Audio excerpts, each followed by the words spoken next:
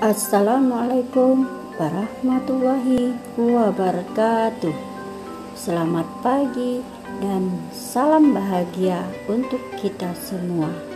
Bagaimana anak-anak kabarmu pada pagi hari ini? Semoga kita semua dalam keadaan sehat walafiat. Anak-anak, pada pagi hari ini kita akan melanjutkan materi kita pada minggu kemarin. Hari ini kita akan mempelajari materi yang berjudul Prinsip Persatuan dalam Keberagaman SARA, yaitu pertemuan kita yang kedua pada semester kedua. Sebelum kita melanjutkan materi kita lihat dulu apa tujuan pembelajaran kita pada pagi hari ini. Tujuan pembelajaran kita pada pagi hari ini adalah ada dua. Satu, menyebutkan prinsip persatuan dalam keberagaman suku, agama, ras, dan antar golongan dengan benar. Yang kedua, menunjukkan contoh keanekaragaman suku bangsa, rumah adat, pakaian adat, agama, dan lain-lain. Baik anak-anak, Ibu berharap setelah selesai proses pembelajaran ini, kalian dapat memahami kedua tujuan pembelajaran tersebut. Untuk itu, Ibu berharap mari kita bersama menyimak tayangan PPT Ibu pada pagi hari ini.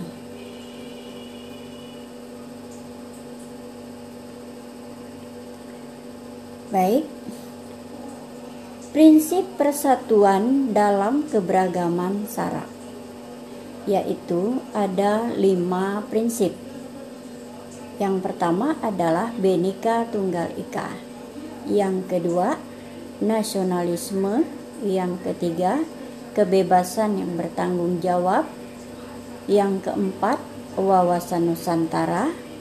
Yang kelima adalah persatuan pembangunan. Jadi ada 5 prinsip persatuan dalam keberagaman SARA yang akan kita bahas pada pagi hari ini. Mari kita bahas satu persatu. Yang pertama adalah prinsip Bhinneka Tunggal Ika. Tentu kalian tidak asing lagi sering mendengar kata Bhinneka Tunggal Ika. Bangsa Indonesia merupakan bangsa yang memiliki keanekaragaman suku, bangsa, agama, dan adat istiadat atau adat kebiasaan. Hal ini yang mewajibkan kita untuk bersatu sesuai dengan makna daripada Bhinneka Tunggal Ika, yaitu walaupun berbeda-beda tetapi tetap satu.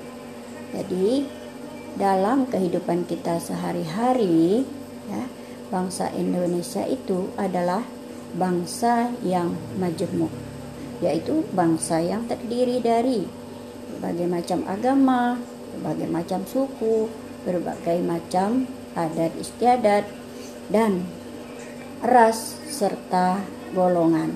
Jadi dengan perbedaan-perbedaan itu tidak boleh kita jadikan sebagai alat pemisah bangsa Indonesia, pemecah belah bangsa Indonesia, tetapi kita jadikan sebagai alat pemersatu bangsa Indonesia.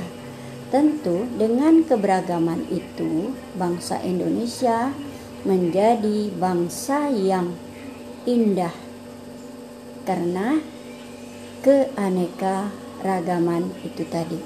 Jadi kita harus tetap menjaga keutuhan perbedaan itu tadi.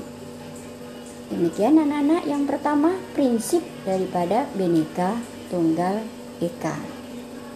Selanjutnya akan kita bahas prinsip yang kedua, yaitu prinsip nasionalisme Indonesia. Jadi kata nasionalisme juga sering kita dengar. Nasionalisme merupakan paham yang mencintai tanah air. Kita mencintai bangsa kita, bukan mengagung-agungkan bangsa kita sendiri. Nasionalisme tidak berarti bahwa kita merasa lebih unggul daripada bangsa lain. Ya, jadi kita tidak boleh menganggap bangsa kita lah yang lebih unggul. Bangsa lain adalah bangsa di bawah kita, yang disebut dengan kata chauvinisme, yaitu chauvinisme menganggap bangsanya lah adalah bangsa yang lebih unggul dibanding dengan bangsa lain. Semoga kalian dapat memahami bahwa kita tidak boleh merendahkan bangsa lain. Kita tidak boleh melecehkan bangsa lain, karena kita adalah bagian dari pada bangsa lain. Demikian juga sebaliknya, kita saling membutuhkan satu sama lain. Ini prinsip nasionalisme, yaitu intinya cinta pada tanah air. Berikut akan kita lanjutkan prinsip yang ketiga, prinsip kebebasan yang bertanggung jawab. Indonesia adalah makhluk ciptaan Tuhan yang memiliki kebebasan dan tanggung jawab, tentu terhadap dirinya, sesamanya, dan dalam hubungannya dengan Tuhan yang Maha Esa. Setiap warga negara memiliki kebebasan melakukan sesuatu, tetapi bukan kebebasan yang kebablasan. Jadi maksudnya kalian termasuk saya boleh melakukan sesuatu, tetapi harus sesuai dengan aturan yang berlaku. Ini yang disebut kebebasan yang bertanggung jawab. Misalnya kalian boleh mengeluarkan pendapat atau menyalurkan aspirasi atau berbicara di depan umum atau hal-hal yang lainnya, tetapi harus sesuai dengan aturan yang berlaku. Kenapa? Karena negara Indonesia ini adalah negara hukum. Segala sesuatu yang kita lakukan harus sesuai dengan peraturan yang ada di Indonesia. Jika kita melanggar, maka kita akan mendapatkan sanksi dari perbuatan kita tadi. Berikut yang keempat, yaitu prinsip wawasan Nusantara. Wawasan Nusantara merupakan cara pandang bangsa Indonesia terhadap diri dan lingkungannya, yang merupakan satu kesatuan ideologi, politik, ekonomi, sosial budaya, dan pertahanan keamanan. Dengan wawasan itu, kedudukan manusia Indonesia merasa satu, senasib dan sepenanggungan, sebangsa dan setanah air, serta mempunyai satu tekad dalam mencapai cita-cita pembangunan nasional. Nah, ini adalah prinsip wawasan Nusantara. Sekarang kita lanjutkan ke materi berikutnya, yaitu yang kelima, prinsip persatuan pembangunan untuk mewujudkan cita-cita reformasi. Nah, apa itu prinsip persatuan pembangunan? Yaitu dengan semangat persatuan Indonesia, kita harus dapat mengisi kemerdekaan serta melanjutkan pembangunan menuju masyarakat adil dan makmur sebagai cita-cita reformasi. Jadi maksudnya prinsip persatuan tersebut dengan semangat persatuan apapun dapat kita lakukan. Masih ingat kalian dengan ungkapan seikat sapu lidi? Nah, sapu lidi kalau dibuka ikatnya akan bertaburan, akan berpencar-pencar atau istilahnya bertaburan ke sana kemari. Tetapi sapu lidi itu kalau dikumpulkan, diikat, dia akan menjadi kokoh. Tidak ada yang bisa mematahkannya. Tetapi kalau dibuka atau dilepas ikatannya, kita ambil satu persatu, maka akan mudah mematahkan, kita patahkan. Nah, demikian juga bangsa Indonesia. Ya, dengan semangat persatuan, kalau kita kompak dari keberagaman tadi, tidak ada bangsa lain yang berani.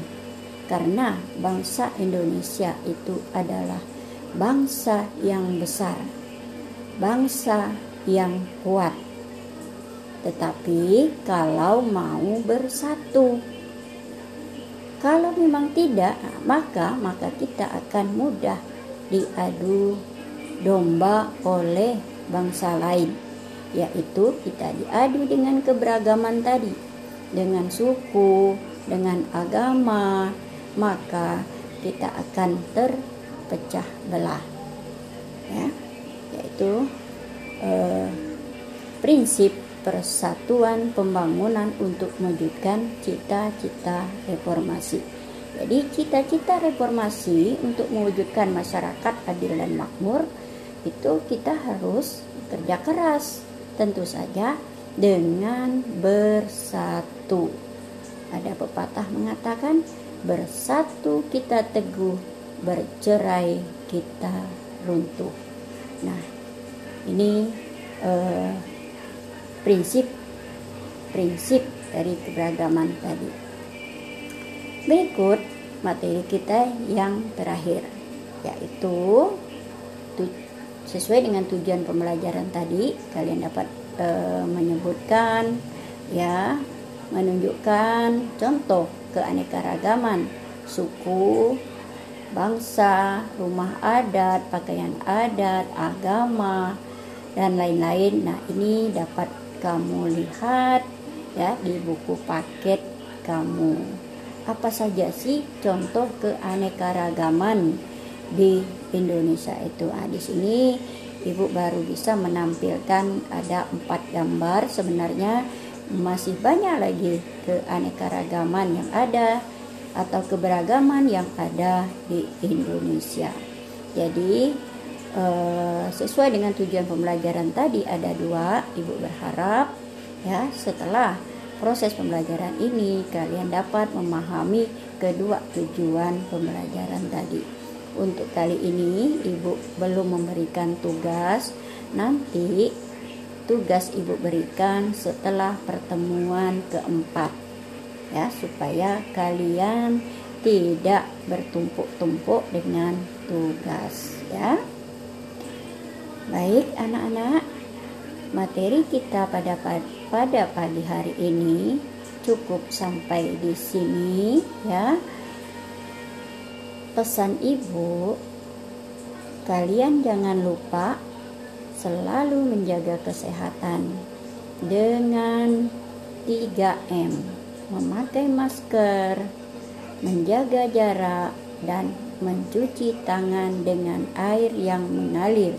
Semoga kita terhindar dari virus COVID-19. Jadi anak-anak, Ibu akhiri. Wassalamualaikum warahmatullahi wabarakatuh. Sampai jumpa pada materi berikutnya, yaitu pertemuan yang ketiga.